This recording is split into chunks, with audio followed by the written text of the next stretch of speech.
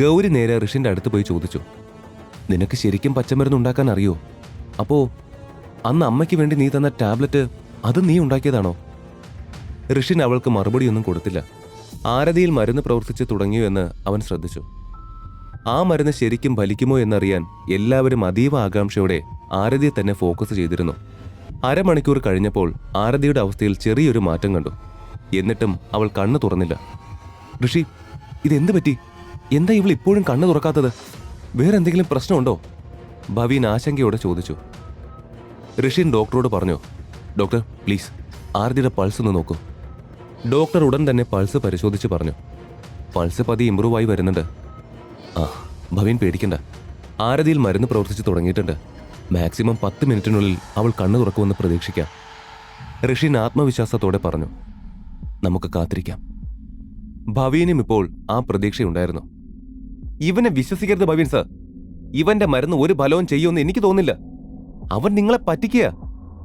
യാതൊരു മര്യാദയുമില്ലാതെ ജിതിൻ സന്ദർഭം നോക്കാതെ നെഗറ്റീവായി സംസാരിച്ചു. അത് കേട്ട് അവിടെയുള്ളവർ മുഖം ചുളിച്ചു.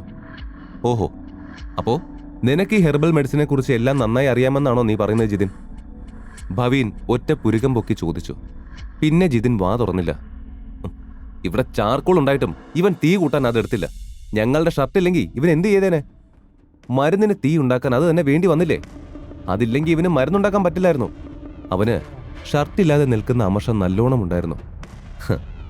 ഇവിടെയാണ് നീ സ്വയം ഒരു വിഡ്ഢിയാണെന്ന് തെളിയിക്കുന്നത്.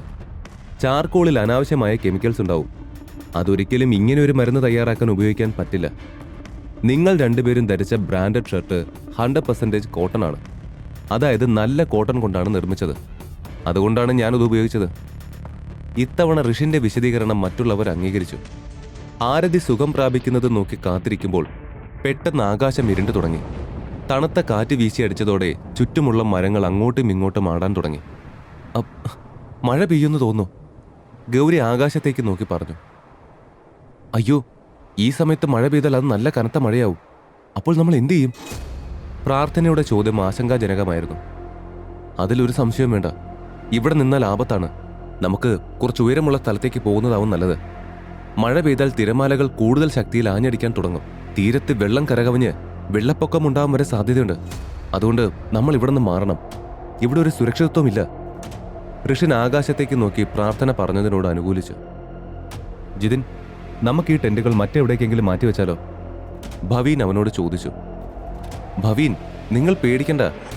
ഇവിടെയുള്ള എല്ലാ ടെന്റുകളും വളരെ സുരക്ഷിതമാണ്. എത്ര കനത്ത മഴ വന്നാൽ ഇത് നേരിടും. ജിതിൻ ഉറപ്പിച്ചു പറഞ്ഞു. ഋഷി അത് പറഞ്ഞത് കൊണ്ടാണ് അവൻ അത് അംഗീകരിക്കാൻ മടി. അത് കേട്ട് ഭവീൻ ഋഷിനെ തിരിഞ്ഞു നോക്കി. ഋഷി, നീ എന്തു പറയുന്നു? തങ്ങളെ മാനിക്കാതെ ഋഷിന്റെ അഭിപ്രായത്തിന് ഭവീൻ പ്രാധാന്യം കൊടുക്കുമ്പോൾ ജിതിനും സിദ്ധാർത്ഥും അവനെ അസൂയയും വെറുപ്പും കലർന്ന ഭാവത്തിൽ നോക്കി. ഇവിടെ ഒട്ടും സേഫല്ല ഭവീൻ. കടലുമായി വലിയ ഡിസ്റ്റൻസ് ഇല്ലാതെയാണ് ഇവർ ടെന്റ് കെട്ടിയിരിക്കുന്നത്. ചെറിയ മഴ പെയ്താലും വെള്ളം കയറാൻ സാധ്യത കൂടുതലാണ്. പ്രകൃതിയുടെ കാര്യമായതുകൊണ്ട് നമുക്കൊന്നും മുൻകൂട്ടി പറയാൻ കഴിയില്ല. ഇപ്പോൾ തന്നെ നമുക്ക് സമയം വളരെ കുറവാണ്. ഉടൻ തന്നെ നമുക്ക് സേഫായ ഒരു സ്ഥലം കണ്ടെത്തണം. ആ, ഒരു സ്ഥലമുണ്ട്. കുറച്ചുകൂടി മുന്നോട്ട് പോയാൽ ഒരു ചെറിയ അരുവിയുണ്ട്. നമുക്ക് അവിടെ ടെന്റ് അടിക്കാം. ഋഷിൻ വ്യക്തമായി പറഞ്ഞു. അതെ, നീ വലിയ ബുദ്ധിമാനാണെന്ന് സ്വയം കരുതുന്നുണ്ടോ? എന്നാൽ ഞങ്ങൾക്കത് തോന്നുന്നില്ല. നീ പറഞ്ഞതൊന്നും സംഭവിക്കാൻ തീരെ സാധ്യതയില്ല. ജിതിൻ രൂക്ഷമായി പറഞ്ഞു. അവന്റെ വാക്കുകൾ അവഗണിച്ച ഭവീൻ പറഞ്ഞു. ഋഷി, നീ സ്ഥലം കൺഫേം ചെയ്യുക. നമുക്ക് വേണ്ടത് ചെയ്യാം. ആ അതെ ഭവീൻ, ആരതിയുടെ അവസ്ഥയിൽ നമ്മൾ ഇവിടെ തുടരുന്നത് റിസ്ക്കാണ്. ഞാനും ശ്രീയും ഉണ്ടാകും. ബാക്കിയുള്ളവർ വരണോ വേണ്ടയോ എന്നത് അവരുടെ ഇഷ്ടം. ഋഷി പറഞ്ഞു. നിങ്ങളുടെ പക്കൽ എക്സ്ട്രാ ടെന്റ് വല്ലതുണ്ടോ? എനിക്ക് അതിലൊന്ന് വേണം. ഭവീൻ ജിതിനോട് ആവശ്യപ്പെട്ടു. ഋഷിന്റെയും ജിതിന്റെയും സംസാരത്തിന്റെ ഗൗരവം മനസ്സിലായതുകൊണ്ട് തന്നെ മറ്റുള്ളവർ പരസ്പരം ഇതിനെക്കുറിച്ച് സംസാരിച്ചു തുടങ്ങി. ഇത് മഴക്കാലമൊന്നും അല്ലല്ലോ, പിന്നെന്തിനാ ഇവൻ ഇങ്ങനെയൊക്കെ പറയുന്നത്? അവൻ എപ്പോഴും എല്ലാവരും തന്നെ ശ്രദ്ധിക്കണമെന്ന് ആഗ്രഹിക്കുന്ന ഒരാളാണ്. അതുകൊണ്ടാണ് അവൻ എപ്പോഴും വെറുതെ ഇങ്ങനെയൊക്കെ പറയുന്നത്. എന്നാൽ ശ്രീലക്ഷ്മി ഇത്തവണ ഋഷിനെ വിശ്വസിക്കാൻ തീരുമാനിച്ചു. അവൻ എവിടെ വിളിച്ചാലും പോകാൻ അവൾ തയ്യാറായിരുന്നു. ജിതിൻ, ഇങ്ങനെ മരം പോലെ നിൽക്കാതെ ഋഷി പറഞ്ഞതുപോലെ ഒരു ടെന്റ് എടുത്ത് തരൂ. അവൻ അനങ്ങാതെ നിൽക്കുന്നത് കണ്ട് ഭവീൻ പറഞ്ഞു. നോക്ക്, ഒരു ടെന്റ് ഞങ്ങൾ കുറച്ച് ഉയരമുള്ള സ്ഥലത്ത് വെക്കാൻ തീരുമാനിച്ചു. അവിടെ നമ്മൾ സേഫാണ്. നിങ്ങൾ കൂടുതൽ ആളുകൾ വരികയാണെങ്കിൽ നമുക്ക് ഇനിയും ടെന്റ് വേണ്ടി വരും.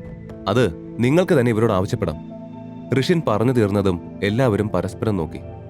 എന്നാൽ എപ്പോഴത്തെയും പോലെ ഋഷിനെ വിശ്വസിക്കാൻ അവരൊന്നും തയ്യാറായില്ല. തങ്ങൾക്കായി നൽകിയ ടെന്റ് പൊളിച്ച് അവിടെ വരെ ചുമക്കാൻ അവർക്ക് ആഗ്രഹമില്ലായിരുന്നു. ഇവരാരും എങ്ങോട്ടും വരില്ല, ഇവരോട് സംസാരിക്കുന്നത് വെറുതെയാണ്. ആരതിയും ശ്രീയേയും കൂട്ടി നമുക്ക് അങ്ങോട്ട് പോകാം എന്ന് പറഞ്ഞ് ഋഷൻ പോകാൻ ഒരുങ്ങി. ഒരു മിനിറ്റ് ഋഷൻ, എനിക്ക് നിന്നെ വിശ്വാസമാണ്. ഞാനും എന്റെ ചേട്ടനും നിങ്ങളുടെ കൂടെ വരാം. പ്രയാഗ അവന്റെ മുന്നിലേക്ക് വന്ന് പറഞ്ഞു. പ്രയാഗ, നീ എന്താ ഈ പറയുന്നത്? അത്രയും ഉയരമുള്ള സ്ഥലത്തേക്ക് പോകണമെങ്കിൽ അവിടെ ധാരാളം മരങ്ങളുണ്ടാവും. അത് ഈ കാറ്റിൽ കൂടുതൽ അപകടമാവില്ലേ?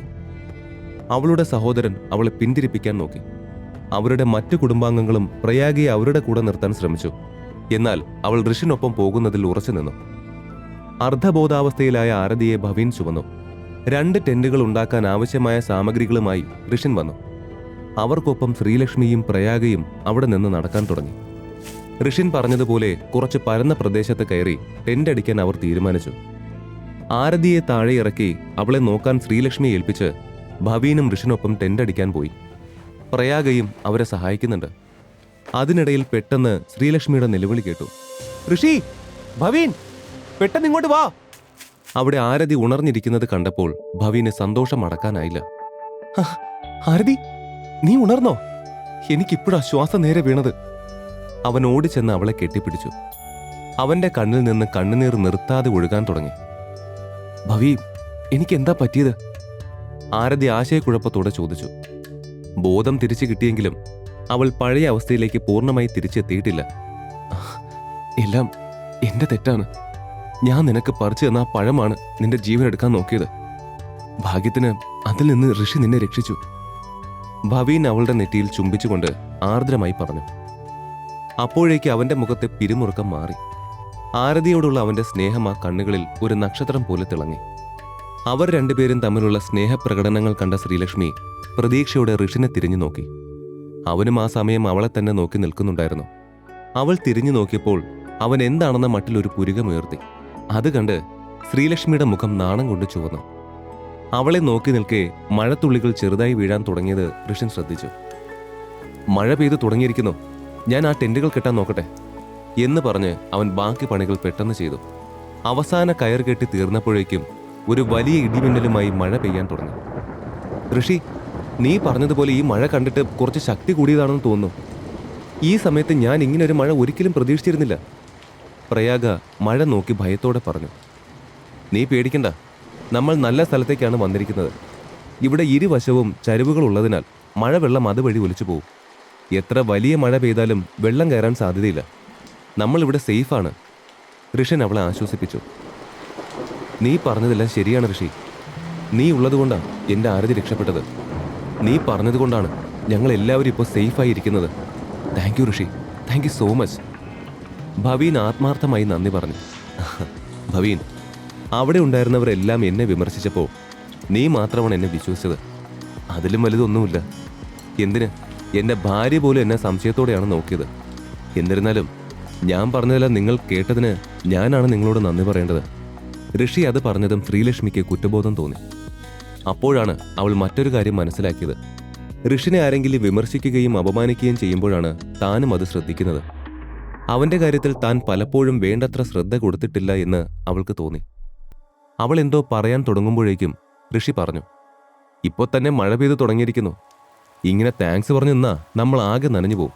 ഭവീൻ, നീ വേഗം ആരതിയെ കൂട്ടി ആ ചെറിയ ടെന്റിലേക്ക് പൊയ്ക്കോളൂ. ഈ കഥ തുടർന്ന് കേൾക്കുന്നതിനായി ഇപ്പോൾ തന്നെ പോക്കറ്റ് FM ആപ്പ് ഇൻസ്റ്റാൾ ചെയ്യൂ. Link in description.